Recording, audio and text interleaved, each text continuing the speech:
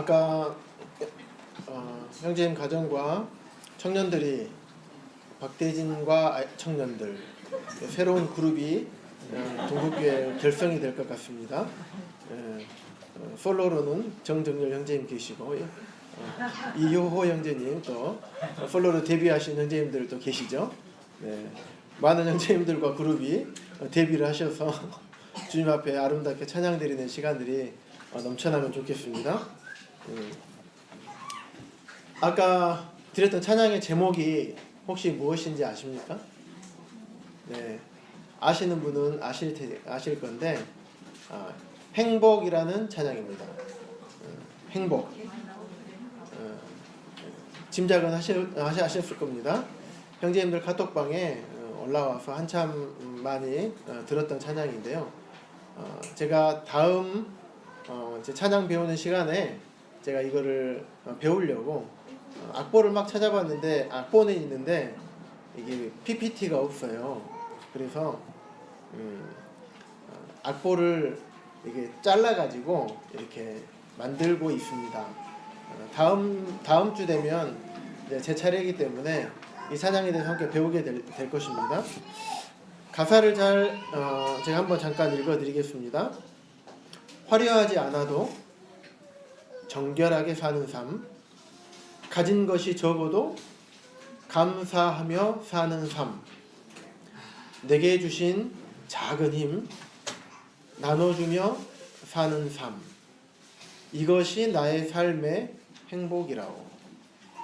눈물 날 일 많지만 기도할 수 있는 것, 억울한 일 많으나 주를 위해 참는 것, 비록 짧은 작은 삶, 주 뜻대로 사는 것, 이것이 나의 삶의 행복이라오. 이것이 행복이라오.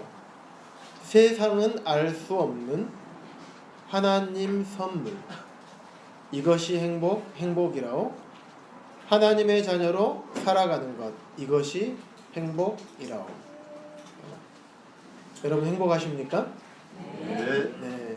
우리 성도님들은 다들 얼굴 표정이 밝으십니다. 여기에 참석하신 모든 분들이 행복했으면 좋겠습니다. 행복의 근원은 여기에 있는 것입니다.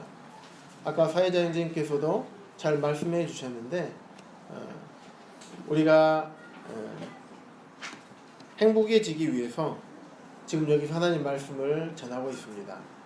세상으로부터 받을 수 없는, 절대 세상은 알 수 없는, 우리가 세상에서 살아보면 어떻습니까? 행복할 일이 많습니까? 속상할 일이 더 많습니까? 속상할 일이 굉장히 많습니다. 내 뜻대로 되는 일이 많습니까? 내 뜻대로 되지 않는 일이 더 많습니까? 내 뜻대로 되지 않는데 행복하신 분 계십니까? 별로 없을 겁니다.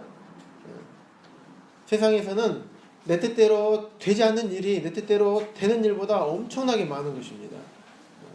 그런데 우리 그리스도인들은 내 뜻대로 되지 않아도 행복한 것입니다. 여기 하박국 말씀에요. 어떤 말씀이 있냐면 하박국 3장 17절의 말씀에 비록 무화과 나무가 무성하지 못하며 포도나무에 열매가 없으며 감람나무에 소출이 없으며 밭에 먹을 것이 없으며 우리의 양이 없으며 외양간에 소가 없을지라도, 어떻습니까? 아주 궁핍하고 피폐한 삶이죠, 세상적으로 보면. 그런데 그 다음 절에 나는 여호와로 말미암아 즐거워하며 나의 구원의 하나님으로 말미암아 기뻐하리로다. 우리 그리스도인들은 세상의 많은 것들, 세상 사람들이 생각하는 이런 것들이 있으면 나는 행복할 거야, 나는 이것이 없으면 불행할 거야, 행복하지 못할 거야 하지만은 우리 그리스도인들은 그렇지가 않습니다. 다른 것들이 없어도 우리에게는 영원한 생명이 되시는 여호와 하나님, 우리 주 예수 그리스도가 계시기 때문에 그분 한 분만으로 우리는 만족하고 기뻐하고 행복할 수 있는 것입니다. 이 자리에 오신 분들 참 아직까지 행복한 삶을 누리지 못하시고 행복을 느끼지 못하시고 계신 분들이 계신다면 이 시간을 통해서 행복을 얻어가시는, 그런 귀한 시간이 되면 좋겠습니다. 네. 오늘 말씀을 시작하도록 하겠습니다. 네. 요즘 날씨 보면 어떻습니까? 계절이 어느 계절인 것 같아요? 여름이에요? 5월인데? 4월인데? 여름이 4월부터 옵니까? 아니죠? 4월인데 아주 덥습니다. 어제 결혼식장 끝나고 이제 집에 가는데 집에 가다가 우리 예배당이 잘 건축되고 있는지 궁금했어요. 딱 들려봤는데 일하고 계시는 분들이 많이 더우셨던 것 같아요. 그래서 잠깐 쉬는 시간이었어요. 그네 앉아 계시는 모습을 보면서 야, 이 날씨가 봄인 것 같은데 여름이고 여름인 것 같지만 봄이고 아침에 새벽에 기도하러 나오면 꽤 쌀쌀합니다. 그때는 그냥 겉옷을 걸치지 않으면 추워요. 그런데 낮에 일할 때 보면 또 30도 가까이 올라가는 더위가 또 찾아옵니다. 이 계절도 시간에 따라서 잘 바뀌게 됩니다. 지금은 봄에서 여름으로 가는 이런 시기가 아닐까 생각을 해봅니다. 아침마다 제가 출근하기 전에 큰딸 지민이를 여기 교육대학교에 있는 초등학교에 다니기 때문에 거기에 데려다 줍니다. 그러면 저희 집에서 나오는 길이 어떤 길이냐면 길가에 벚꽃이 있습니다. 그리고 아파트에서 나오는 뒷길을 보면 개나리가 이렇게 좀 많이 피어 있거든요. 그래서 가을이나 겨울 때쯤 가면 낙엽이 딱 지고요. 낙엽이 곧 떨어질 것 같은 가을이었다가 그 다음에 겨울이 되게 되면 나뭇잎이 다 떨어지고 앙상하게 가지만 남습니다. 그러다가 봄에 아이가 개학을 해서 학교를 데려다 주다 보면 개나리나 또 벚꽃이 이렇게 핍니다. 그리고 또 이렇게 개나리와 벚꽃이 이렇게 질 때쯤 되면 또 진달래가 이렇게 딱 피어오릅니다. 진달래가 질 때쯤 되면 또 무슨 꽃이 핍니까? 네, 철쭉. 지금 많이 피어 있죠. 철쭉들 많이 피어 있습니다. 철쭉이 핍니다. 그리고 때로는 꽃이 먼저 피는 이런 식물들도 있고요. 잎이 먼저 나는 식물들도 있습니다. 진달래나 개나리나 벚꽃 같은 이런 것들은 꽃이 먼저 핍니다. 그런데 다른 식물들, 즉 철쭉엔 잎이 먼저 나고 그 다음에 꽃이 핍니다. 저절로 그렇게 되는 거죠. 어떻습니까? 한번 생각 한번 해보시기 바랍니다. 이 만물들을 볼 때 꼭 죽어 있는 것 같지만 죽어 있는 게 아니고, 어떤 것은 꽃이 먼저 피고 어떤 것은 잎이 먼저 나오고, 이거 어떻게 되는 것일까? 그냥 저절로 되는 것일까? 아니면 어떤 이것들을 주관하고 계시고 운행하고 계시는 어떤 전능한 어떤 분이 계셔서 이것들 때에 따라서 피게 하고 지게 하고 이 계절을 운행하시는가? 생각해 보신 적이 계십니까? 성경에 보면 하나님께서는 생명의 탄생과 모든 운행과 섭리를 하나님께서 주관하신다고 말씀하고 계십니다. 모든 것을 창조하셨고 모든 것을 운행하신다고 말씀하고 있습니다. 운행한다는 그것은 운영한다는 것입니다. 때에 따라서 피고 지게 하고 계절을 변화해서 계절을 통해서 열매를 맺게 하고 이런 모든 것들을 하나님께서 주관하고 계신다고 말씀하고 있습니다. 또 우주의 탄생에 대해서 한번 생각을 해볼까요? 과학자들은 창조론을 믿지 아니하는 진화를 주장하고 있는 과학자들은 얘기합니다. 대폭발로 인해서 우주가 생겼다고 말합니다. 자, 한번 생각을 한번 해보시기 바랍니다. 폭발을 하려면 뭐가 있어야 됩니까? 폭발. 폭발에 필요한 물질들이 있어야 되겠죠. 폭발에 필요한 물질이 있어야 됩니다. 또 폭발을 할 수 있는 환경과 여건이 조성이 되어야 됩니다. 환경과 여건은 제하더라도 폭발을 할 수 있는 물질이 필요합니다. 그리고 진화론자에게 물어봐요. 그러면 이 물질은 어디서 났냐? 어떻게 생긴 거냐? 그랬더니 그것은 기독교인들에게 물어봐야 된다 라는 얘기를 합니다. 뭐냐면 물질의 근원에 대해서 과학자들은 밝히고 있지 못합니다. 우주가 어떻게 생겼나에 대해서는 나름대로의 어떤 이론과 생각으로 어떤 그들 나름대로의 과학이라는 것들로 증명을 하려고 합니다. 근데 결국에는 증명하지 못하고 이럴 것이다 라고 말하기 때문에 진화론이라고 말하는 겁니다. 빅뱅 이론이라고 합니다. 확실하지 않기 때문에 이론이라고 말하는 겁니다. 확실한 것은 뭐라고 하는지 아십니까? 법칙이라고 합니다. 중력의 법칙. 떨어뜨리면 떨어지죠? 제가 던진 게 아니라 놓은 겁니다. 지구가 당기는 힘입니다. 이건 중력의 법칙이에요. 이거는 진리입니다. 지구가 끌어당기기 때문에 당연히 위에 있는 것은 아래로 떨어지고 밑에서 위로 뛰기는 힘든 것입니다. 이처럼 과학자들은 과학이라는 것들을 이용해서 우주가 만들어졌다라고 얘기하는데, 그리고 자연스럽게 대폭발에 의해서 만들어졌다고 합니다. 하지만 그 물질에 대해서는 전혀 증명해내지 못하고 있습니다. 그리고 오히려 기독교인들에게 물어보라고 합니다. 근데 우리 주변에 보면 이 많은 물건들이 있습니다. 복음 전할 때 제가 자주 쓰는 표현이긴 하지만은요, 이 많은 물건들을 한번 봐보십시오. 옷이 만든 목적이 있습니까? 네. 우리를 추우면 따뜻하게 하고 우리의 부끄러운 알몸을 가려주는 역할을 합니다. 그리고 우리의 피부를 보호해주는 역할도 하게 됩니다. 우리 주변에 많은 선풍기나 에어컨, 빔 프로젝터, PC, 마이크, 스피커, 시계 다 만들어진 목적이 있는 거예요. 그럼 우주를 만드신 목적이 있을까요? 이사야서 45장 18절 말씀 보겠습니다. 구약성경 1024쪽에 있습니다.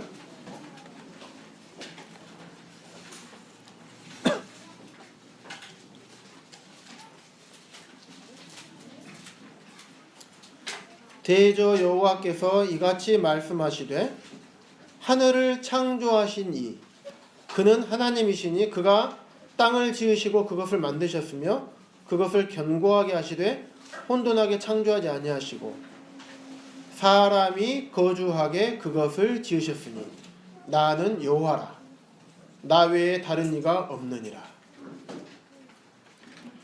땅을 지으시고 하늘을 창조하셨대요. 여기서 하늘은 우리가 보이는 하늘, 이것만이 하늘이 아닙니다. 지금 보면 하늘에 뭐가 보입니까? 이야, 우리 정민호 형제님 대단하십니다. 구름 뒤에 있는 별이 보인대요. 이야, 영안으로 이렇게 다 보시는 것 같습니다. 구름밖에 전에는 아직 안 보입니다. 예, 분위기를 이렇게 화기애애하게 하기 위해서 잠깐 형제님을 사용을 했습니다. 양해를 부탁드립니다. 예. 지금 구름이 보입니다. 그럼 구름 위에는 뭐가 있습니까? 예, 별이 있습니다. 온 우주에 별이 있는 거예요. 우리 눈에 보일 때는 구름밖에 안 보여요. 구름이 끼면. 그러면 구름 뒤에는, 구름이 없을 때는 뭐만 보입니까? 말 그대로 하늘밖에 안 보여요. 낮에는. 밤에는요? 별밖에 안 보입니다. 근데 밤에는 우주가 있구나라고 생각을 할 수가 있어요. 왜? 별이 보이니까. 그런데 낮에는요? 하늘밖에 안 보이는 거예요. 하늘 위에 우주를 일반적으로 보지를 못합니다. 있을 거라고는 생각하지만 막연하게 생각하지만 보지는 못하는 것입니다. 하나님께서 하늘이라고 하는 것은 온 우주를 말씀하고 있습니다. 그래서 우주를 창조하는 목적, 그리고 이 땅, 이 땅 지구를 창조하신 목적이 분명하게 뭐라고 나와 있습니까? 사람이 거주하게, 사람이 살 수 있도록 온 우주를 만드시고 이 지구를 만드셨다는 것입니다. 그리고 시편 말씀에 보면요, 참 놀라운 말씀이 나오는데요. 시간상 제가 읽어드리겠습니다. 태양에 대해서 얘기하고 있습니다. 해는 그의 신방에서 나오는 신랑과 같고 그의 길을 달리기 기뻐하는 장사 같아서 하늘 이 끝에서 나와서 하늘 저 끝까지 운행하며 라고 말씀하고 있습니다. 해가 이 끝에서 나와서 해가 저 끝으로 운행한다는 거예요. 시편은요, 약 지금으로부터 한 3000년경에 시편이 지어졌다고 봅니다. 그때 당시 해가 이쪽 끝에서 나와서 저쪽 끝으로 간대요. 그때 당시에는 그럴 수밖에 없죠. 왜냐하면 지구가 돈다라는 것을 몰랐기 때문에. 그런데 약 한 1500년 전에 지동설이 갈릴레오 갈릴레이라는 사람이 1500년대에 이거를 발견을 했어요. 1500년대에 지구가 돈다. 태양이 지구를 도는 게 아니라 지구가 돈다 라고 여러분이 과학책에서 배웠던 그 지동설을 갈릴레오 갈릴레이가 그것을 얘기를 했습니다. 그래서 우리 20세기까지도 우주, 즉 태양이 지구를 도는 게 아니라 지구가 태양 주위를 돈다라고만 생각을 했었습니다. 하지만 최근에 들어서 허블 우주만원경이 우주에 쏘이게 되고 허블 우주만원경을 통해서 우주를 다 들여다보지 못하지만 우리 지구가 태양계가 속해 있는 이 태양계와 이 은하계를 이제 들여다보기 시작을 한 것입니다. 그랬더니 태양이 도는 게 아닌 줄 알았는데 보니까 태양도 돕니다. 지구가 태양 주위를 돌 뿐만 아니라 이와 동시에 같이 돌면서 태양도 은하계의 중심을 따라서 이렇게 도는 것이었습니다. 그러니까 시편 기자가 말씀했던 그때 약 지금으로부터 3000년 전경에 얘기했던 태양이 돈다는 것이 맞는 것입니다. 그것을 우리는 언제 알았느냐? 불과 얼마 되지 않았습니다. 100년도 안 됐을 것입니다. 놀랍지 않습니까? 어떻게 3000년 전에 시편 기자가 그것을 알 수 있었을까요? 이 성경은 하나님의 말씀이기 때문입니다. 모든 우주를 창조하신 하나님께서 말씀하셨기 때문에 3000년경에도 알 수 있었던 것입니다. 자, 우리 길을 가다 보면 요즘은 좀 덜한 것 같습니다. 이게 어떤 사람들을 만나게 됩니다. 여자분들도 계시고 남자분들도 계십니다. 딱 길을 잡고 천천히 얼굴을 쳐다보고 다가오죠. 그래서 딱 한마디 뭐라고 합니까? 도를 아십니까? 많이 당해보셨습니다. 네. 도를 아십니까? 네, 얘기합니다. 결국에는 뭐라고 하냐면 조상이 문제라는 겁니다. 조상을 잘못 섬겼어. 묘를 잘못 썼어. 조상을 잘 섬겨야 돼. 그래서 결국에는 굿을 하라고 하는 겁니다. 많은 돈을 들여서 굿을 하게 해서 그들은 돈을 취하려고 하는 것입니다. 어떤 형제님하고 제가 식사하면서 이런 교제를 했습니다. 그 형제님도 이런 사람을 만났던 것 같아요. 그래서 형제님이 그랬답니다. 조상을 섬기는 것이 아니라 예수님을 섬기고 하나님을 섬겨야지. 그럼 못 쓴다고? 그러고 지나갔다고 합니다. 그런데 그 말씀이 맞는 말씀입니다.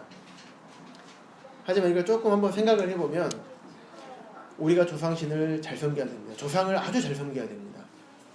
맞습니까? 대답을 안 하십니다. 제가 틀린 것 같습니다. 어떤가요? 네. 자, 생각 한번 해볼까요?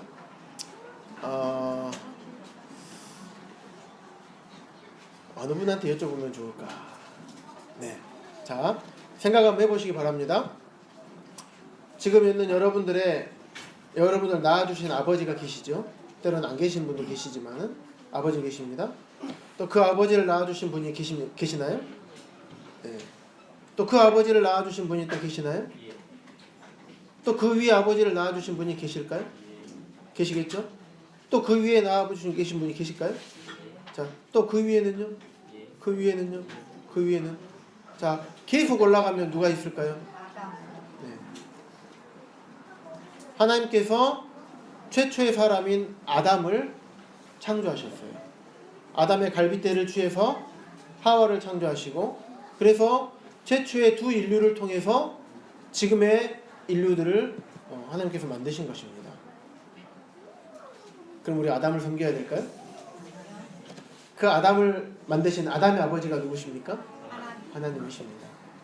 그래서 조상신을 잘 섬겨야 됩니다.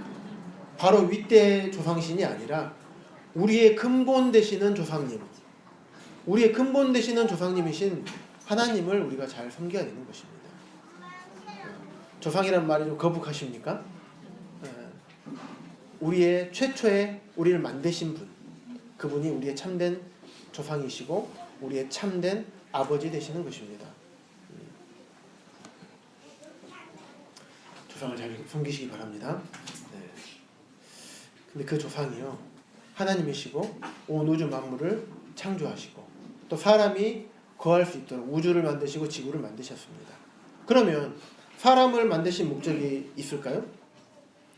이사야서 그대로 앞장으로 한 2장만 넘겨보십시오.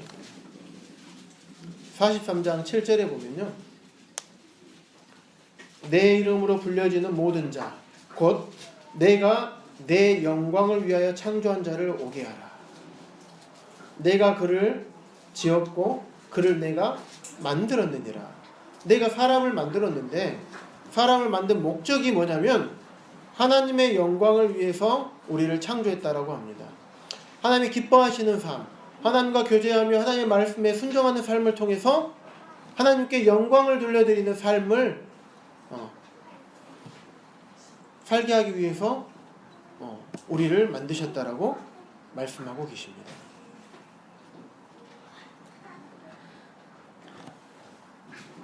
예레미야서 뒤로 넘기셔가지고요, 예레미야서 2장 19절을 한번 보도록 하겠습니다. 구약성경 1052쪽에 있습니다.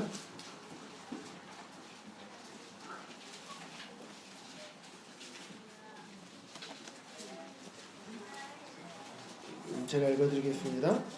내 악이 너를 징계하겠고 내 반역이 너를 책망할 것이라. 그런즉 내 하나님 여호와를 버림과 내 속에 나를 경외함이 없는 것이 악이요 고통인 줄 알라. 주 만군의 여호와의 말씀이니라. 자, 악은 뭐라고 합니까? 여기 잘 읽어보시면 악. 여호와를 버림. 네, 여호와를 버린 것입니다. 또 그 앞에 보면 반역, 또 경외함이 없는 것. 이것이 다 악이라고 하는 것입니다. 하나님께서 보시는 악은 반역하시고 하나님을 반역하고 또 하나님을 버려버리고 또 하나님을 경외함이 없는 것, 이것이 악이라고 말씀하고 있는 것입니다. 그래서 마지막에 보면 그것이 고통인 줄 알라.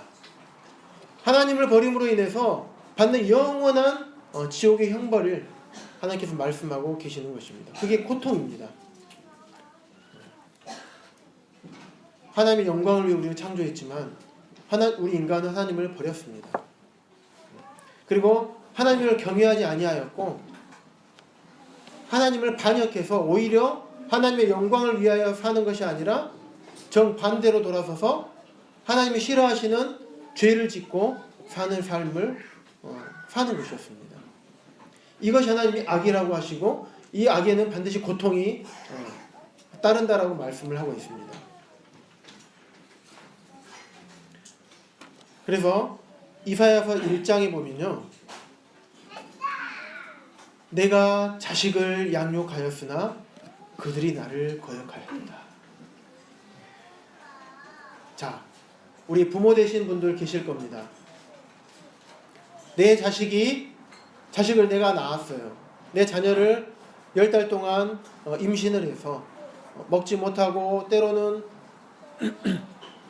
입덧으로 수개월간 고생하고 정말 위액이 다 나올 때까지 먹지 못하면서도 억지로 이 뱃속에 있는 자녀가 행여 내가 못 먹어서 영양분이 잘 안 갈까봐 계속 구역질을 하면서도 계속 먹고 또 토하고 먹고 토하면서 잠시 동안 음식이 위에 머무른 이 기간에라도 음식이 양분이 흡수돼서 아이에게 가기를 바라면서 입덧의 기간을 통과합니다. 그리고 호르몬이 다르게 분비가 되다 보면 여러 가지 신경이 예민해지고 날카롭고 또 몸은 무겁고 배는 불러오고 또 날씨는 이제 여름이 되면 엄청 덥습니다. 이 배 안에 수박 한 덩어리를 딱 넣어갖고 다닌다고 생각을 한번 해보시기 바랍니다. 이렇게 큰 수박이 배에 딱 들어가 있습니다. 어떻게 됩니까? 배는 앞으로 쏠리는데 넘어지지 않기 위해서 또 몸은 뒤로 젖혀야 됩니다.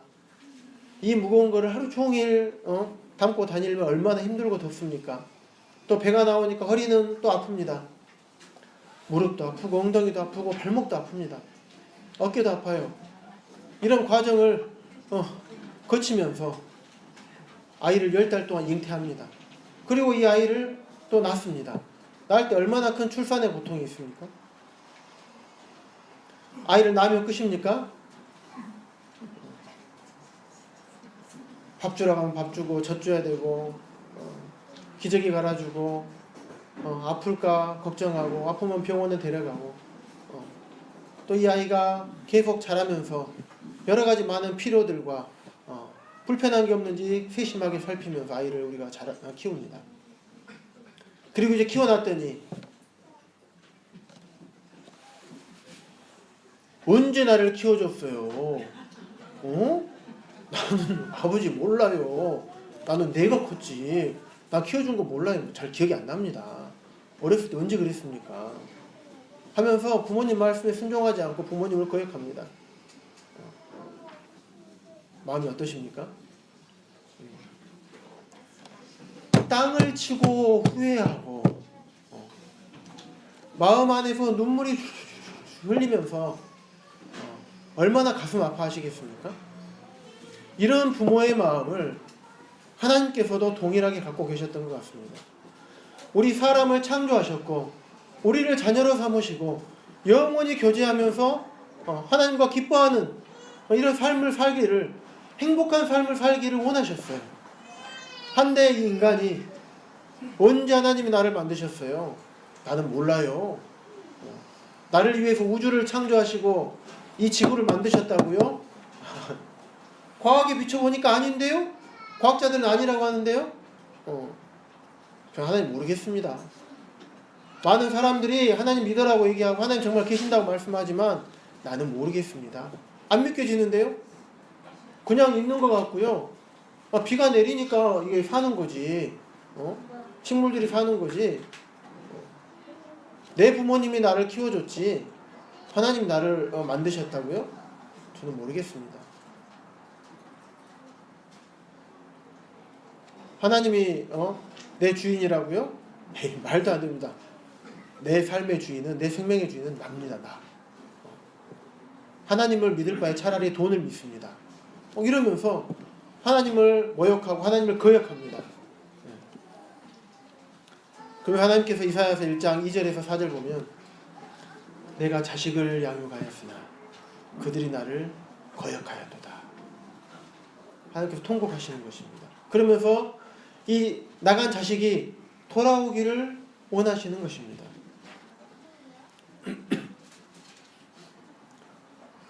이 나간 자식들이 정말 아버지 하나님의 그 권위와 사랑을 알고 있습니까? 모릅니다.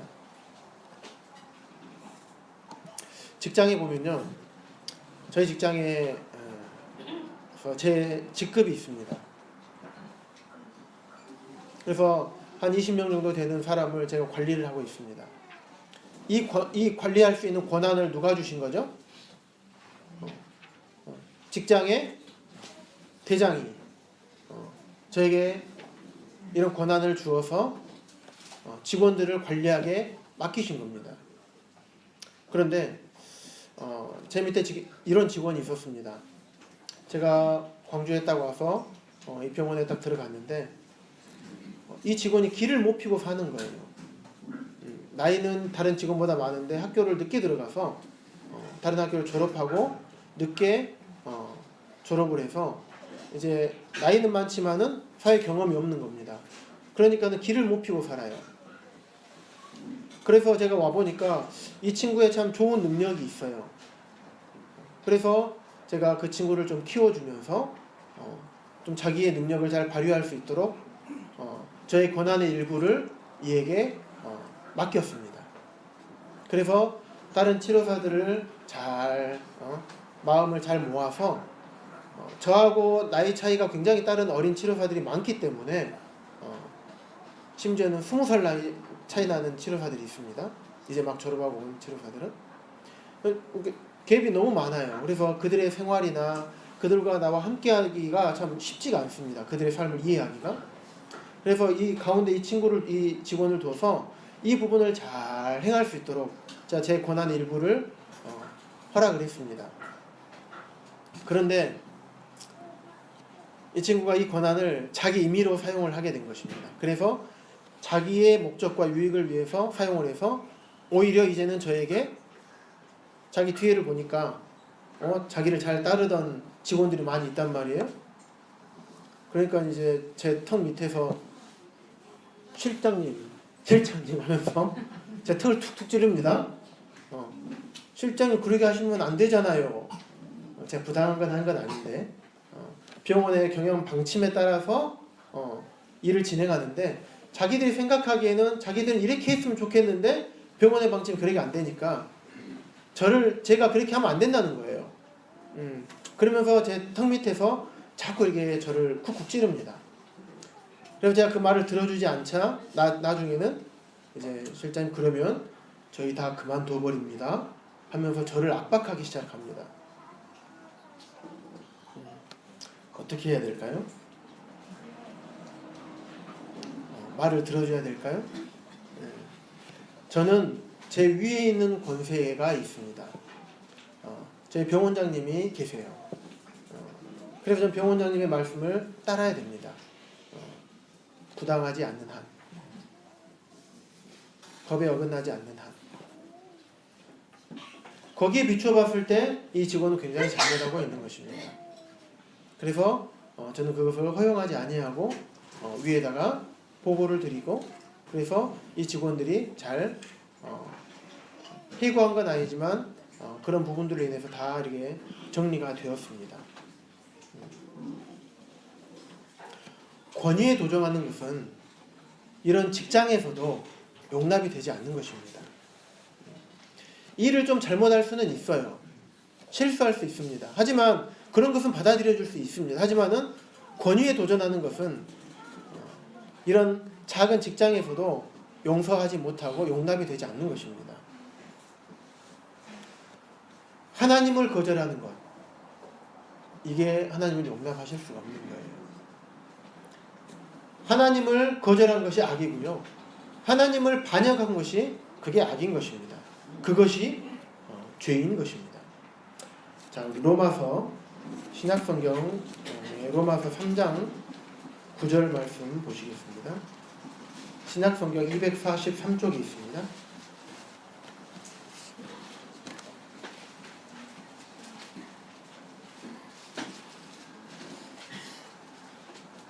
(3장 10절) 말씀만 먼저 보겠습니다. 로마서 3장 10절입니다. 기록된 바 의인은 없나니 하나도 없으며 깨닫는 자도 없고 하나님을 찾는 자도 없고. 의인이 없고요, 하나도 없대요. 의인이란 말은 죄가 없는 사람입니다. 모든 사람이 하나님을 거역했기 때문에 의인이 하나도 없는 거예요. 그러니까 모든 사람이 죄를 범했기 때문에 죄가 없는 사람이 하나도 없는 것입니다.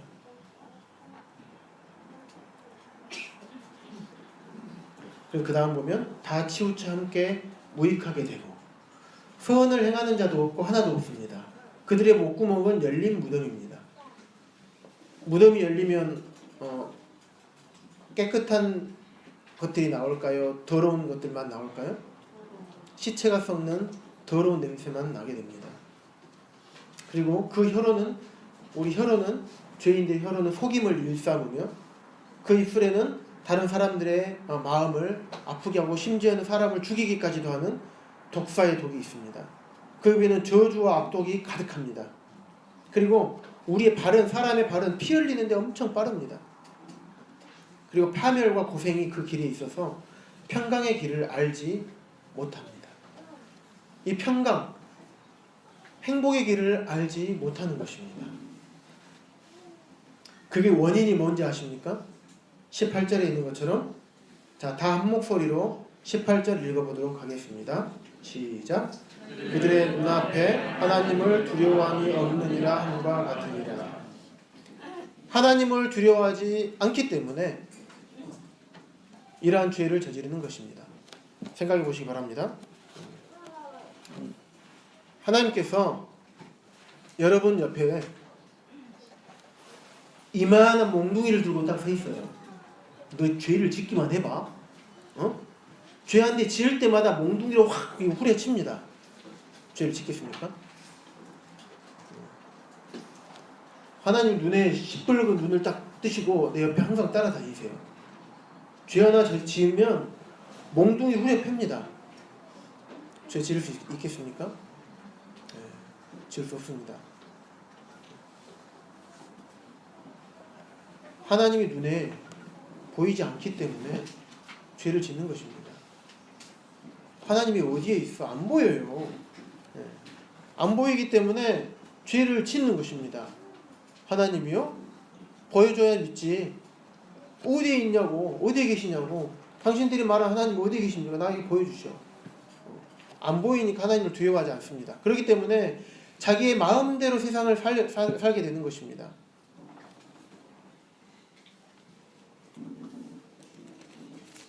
그래서 한 두 장 앞으로 넘겨볼까요? 로마서 1장 28절 보시면요. 그들이 마음에 하나님 두기를 싫어하며 그들이 마음에 하나님을 두기를 싫어하기 때문에 그 다음에 쭉 나와 있는 죄들을 짓게 되는 것입니다. 자, 볼까요?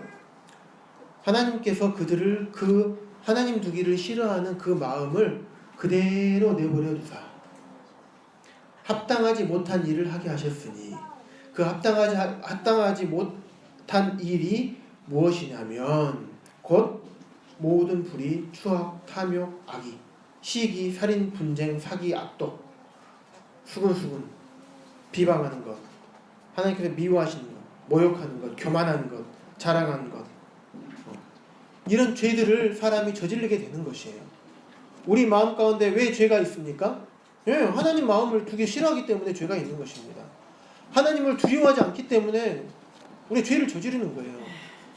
하나님이 없다 하는데 눈에 보이는 사람한테야 내 마음대로 하지 않겠습니까?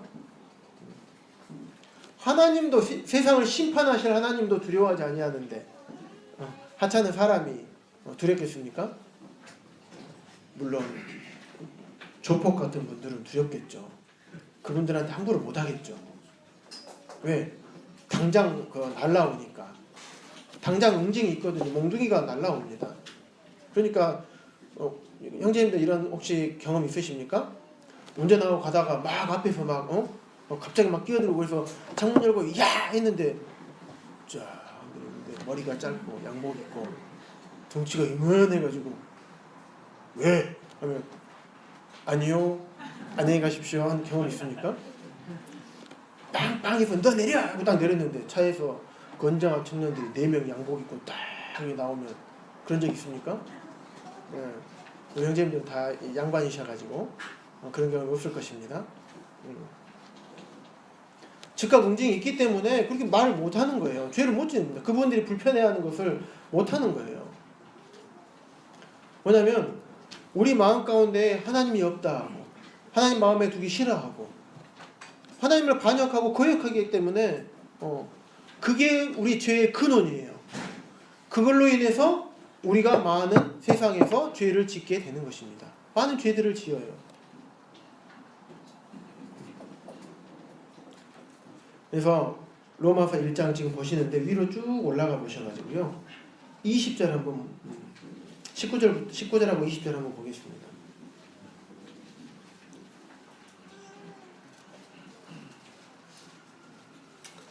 이는 하나님을 알만한 것이 그들 속에 보임이라. 여기는 만물을 얘기하고 있습니다. 하나님을 알만한 것이 그들 속에 보임이라.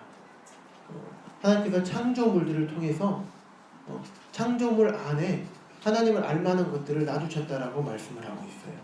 그래서 하나님께서 이를 그들에게 보이셨느니라. 20절 창세로부터 그의 보이지 아니하는 것들 곧 그의 영원하신 능력과 신성이 그가 만드신 만물에 분명히 보여 알려졌나니 그러므로 그들이 핑계하지 못할지니라. 이 복음을 듣지 못한 사람들이 있다 할지라도 하나님께서는 만물을 딱 보았을 때 사람이 생각할 수 있도록 하셨다는 거예요. 만물이 어디서 왔을까? 자, 동물들이 종교가 있는 것을 봤습니까? 동물들은 종교가 없습니다. 신앙이 없어요. 그런데 사람은요, 저 아마존 밀림 누가 가르쳐주지 않았어도요, 뭔가를 걸어놓고 모해가 필고 있어요. 뭔가 우리보다 뛰어난 존재가 있다는 것, 나보다 뛰어난 존재가 있다는 것, 내 능력이 안 되니까 그 뛰어난 존재를 힘을 빌어서 무언가를 해결하려고 하는 그런 신앙심이, 그런 종교심이 있는 것은 사람에게 누구나 있습니다. 가르쳐주지 않아도 있는 것이에요. 그래서 하나님께서는 그것들을 통해서 만물을 보면 세상 만물이 그냥 된 것이 아니구나 하는 것을 생각할 수 있도록 해주셨습니다. 그런데 이게 쉽습니까? 쉽지 않습니다. 여기 앉아 계신 분들은 참 행복하시고 복이 많으신 분들이십니다. 왜냐하면 만물을 보고 네가 알아서 깨달아라 이게 한 게 아니라 하나님께서 사람을 통해서 여러분에게 말씀하고 계시는 것입니다. 특별 수업을 해주고 계시는 거예요.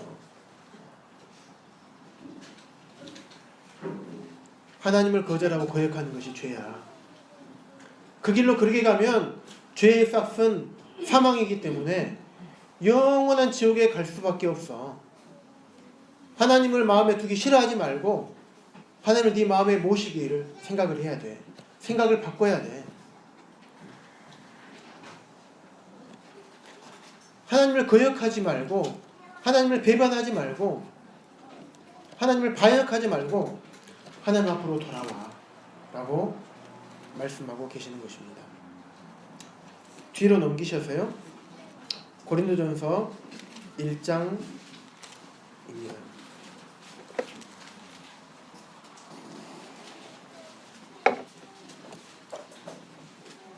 하나님께서 사람을 만드시고 모든 사람이 죄를 안 짓게 만드셨으면 얼마나 좋을까요? 하나님은 그러게 인간을 로봇으로 세팅해 놓지 않으셨어요. 우리가 자유롭게 결정하고 자유의사를 따라서 하나님을 따르는 것을 하나님이 원하셨습니다. 자, 우리 아이가 아이를 낳았잖아요. 그런데 아이가 아이의 마음에 원해서 아빠 사랑해요, 엄마 사랑해요 이것을 원하지, 아이 딱 쳐다보면 아이가 저절로 아빠 사랑해요, 딱 보면 아빠 사랑해요 이러는 거 원하십니까? 그런 사랑의 마음을 원하십니까? 그렇지 않습니다. 하나님도 그러십니다. 인간에게 하나님을 스스로 자기 의지로 결정해서 따를 수 있도록 하는 그 마음을 하나님께서는 원하시는 것입니다. 그래서 인간이 우리 마음대로 하나님 따르면 얼마나 좋겠습니까? 하지만 사람은 눈에 보이는 것을 먼저 가게 되어 있습니다. 내 몸에 좋은 것, 내 육체에 즐거운 것을 먼저 찾게 되는 거예요. 그러다 보니까 많은 죄들을 짓게 됩니다. 하나님께서는 죄의 삭은 반드시 사망이고 사람이 죽은 이후에는 반드시 심판이 있다라고 분명하게 말씀을 하고 있습니다. 그러면 하나님은 사랑의 하나님이십니까? 아니면 저주의 하나님이십니까? 모든 사람이 죄를 지을 수 있도록 만드셨고, 그리고 죄에 대한 반드시 처벌을 하나님께 하시겠다고 했으면 우리 모든 사람은 처버린 지옥에 갈 수밖에 없잖아요. 그런데 하나님은 그러시는 분이 아니십니다. 하나님은 이 죄악 가운데서, 죄악 형벌 가운데서 반드시 피할 길을 내주시는 하나님이신 것입니다. 고린도서 1장 18절 말씀 보겠습니다. 한영재님께서 18절 말씀 읽어주시겠습니까?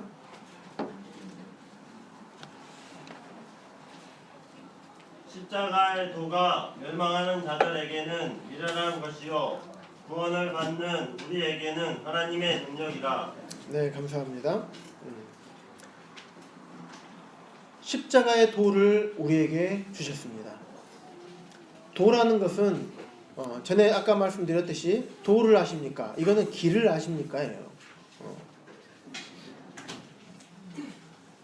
십자가의 도라는 것은 십자가의 길을 말하는 것입니다. 그런데 십자가의 길이 십자가라는 이 길이 멸망하는 자들, 영원한 지옥에 가서 영원히 멸망할 수 없는 자들에게는 미련한 것이래요. 그리고 구원을 받는 우리에게는 하나님의 능력이라는 것입니다. 사람들이 봤을 때는 십자가가 아무것도 아니고 그냥 하나의 사람이 죽어서 없어져 버린 거라고 생각할 수 있습니다. 하지만 그렇지가 않습니다. 23절 볼까요? 우리는 십자가에 못 박힌 그리스도를 전하니 유대인에게는 거리끼는 것이요 이방인에게는 미련한 것이로되 오직 부르심을 받은 자들에게는 유대인이나 헬라인이나 그리스도는 하나님의 능력이요 하나님의 지혜니라. 예수 그리스도, 십자가에 못 박힌 예수 그리스도를 모르는 사람들은 저것은 아무것도 아니고 저거는 미련한 것이라고 얘기할 수 있습니다. 하지만 그 사랑을 깨닫고 십자가의 도를 우리가 깨달은 우리에게는 하나님의 은혜요 하나님의 지혜요 하나님의 사랑이라는 것을 알 수가 있습니다. 그러면 십자가의 길이 무엇인지, 이 십자가가 도대체 무엇인지를 우리가 알아야 되는 것이에요. 다른 성경에 보면 예수님께서는 전도에 미련한 것으로 믿는 자들을 구원하시기를 기뻐하신다라고 말씀하고 계십니다. 이 전도의 시간을 통해서 하나님의 사랑을 깨닫지 못하고 있는 영원한 형벌에 있는 지옥의 가운데서 건짐을 못 받고 있는 여러분들을 구원하시기를 원하시는 것입니다. 하나님께서는 우리를 창조하신 목적으로 돌아갈 수 있는 길, 그 길이 바로 십자가의 길이라고 말씀하고 있습니다. 자, 지금부터 잘 들으시면 십자가의 길이 무엇인지 알 수 있을 것입니다. 십자가는요, 죄인을 죽이는 사형틀이었습니다. 그런데 거기에 예수님께서 십자가에 못 박혀 죽으신 것입니다. 하나님은요, 아주 공의로운 하나님이세요. 죄에 대해서는 반드시 심판을 하셔야 되는 하나님이십니다. 죄와 하나님은 함께 하실 수 없으신 그런 분이십니다. 그렇기 때문에 죄인은 반드시 심판을 하셔야 돼요. 하지만 하나님은 사랑의 하나님이십니다. 그렇기 때문에 죄인을 살리셔야 됩니다. 영원한 심판인 지옥에서 꺼내주셔야 되는 거예요. 지옥에 가지 않게 하셔야 되는 거예요. 이 두 가지를 어떻게 하면 내가 드러낼 수 있을까? 어떻게 하면 하나님의 두 가지 속성을 다 만족하게 할 수 있을까? 그 방법이 십자가인 것입니다. 십자가에 하나님의 독생자이신 예수 그리스도를 내어주셔서 십자가의 독생자인 예수 그리스도를 못 박게 하시고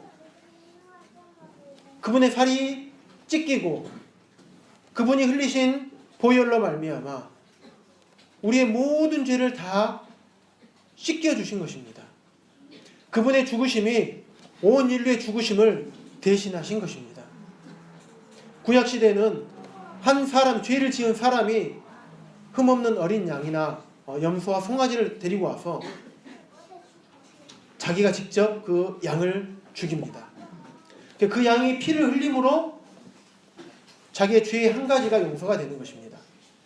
하지만 예수 그리스도께서는 하나님이신 예수 그리스도, 하나님이신 그분이 인간의 몸을 입고 오신 분이 예수 그리스도십니다. 또 그분이 하나님의 아들이신 것입니다. 그분이 인간의 몸을 입고 십자가에서 달리셨습니다. 그 십자가의 못을 누가 박았습니까?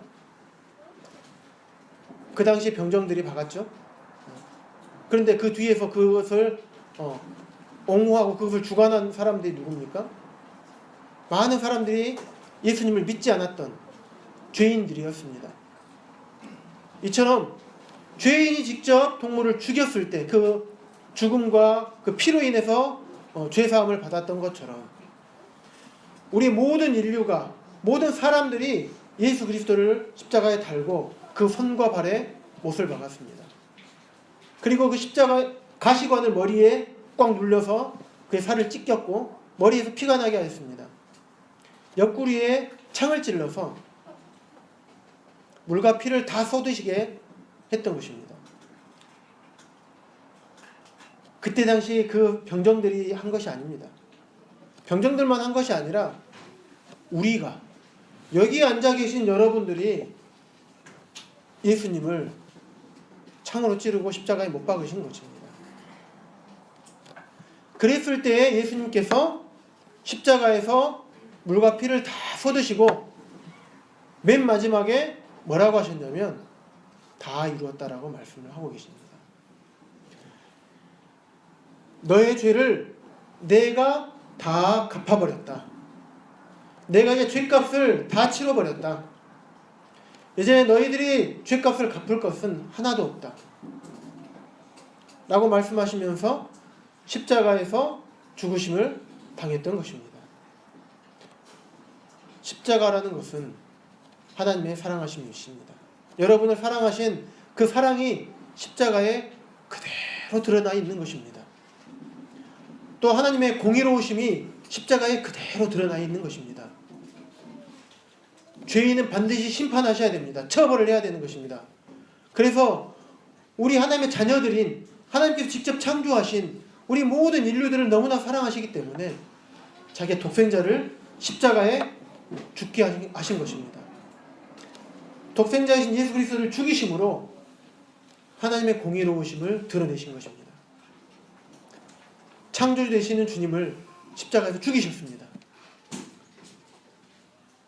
그리고 우리의 온 인류의 죄를 대신할 만한, 대신 갚으실 만한 그분을 십자가에 죽이신 것입니다. 그러므로 하나님의 공의로우심을 드러내셨고 그 예수 그리스도를 믿음으로 믿는 자마다 멸망치 않고 영원한 생명을 얻을 수 있도록 하나님의 사랑을 십자가에 그대로 보여주신 것입니다. 이것이 십자가의 도인 것입니다. 이게 십자가에 나타난 하나님의 사랑입니다. 그리고 십자가에 죽으실 뿐만 아니라 이제 사흘 만에 부활하셔서 이분이 참으로 십자가에 죽으신 예수가 우리의 온 인류의 죄를 대속할 만한 가치가 있으신 하나님의 아들이시고 우리의 주님이신 예수 그리스도시라는 것을 부활을 통해서 확실하게 우리에 드러내주셔서 우리의 죄가 영원히 다 속죄해 주신, 다 갚아져 버린 이 사실이 분명하다라는 확신을 이 부활을 통해서 저희에게 보여주시고 알려주셨습니다. 이 예수 그리스도, 십자가에 달리시고 부활하신 예수 그리스도를 믿는 것이 하나님께서 여러분에게 원하시는 것입니다.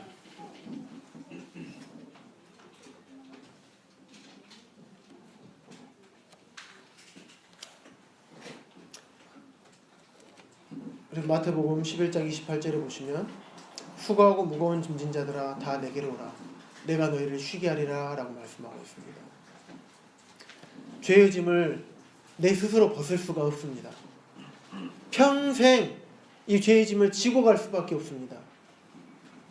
사람에게 지은 죄, 하나님에게 지은 죄, 이 죄의 짐을 내 스스로 벗을 수가 없는 것입니다. 이 죄의 짐은 오직 예수 그리스도만이 이 죄의 짐을 벗길 수 있는 것입니다.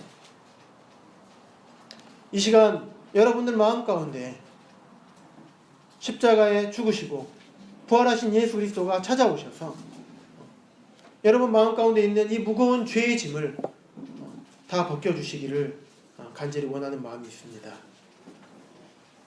예수님은 그렇기 때문에 모든 사람의 죄의 짐을 벗겨주시고 싶기 때문에 수고하고 무거운 짐진 자들아 다 내게로 오라라고 말씀하고 있습니다.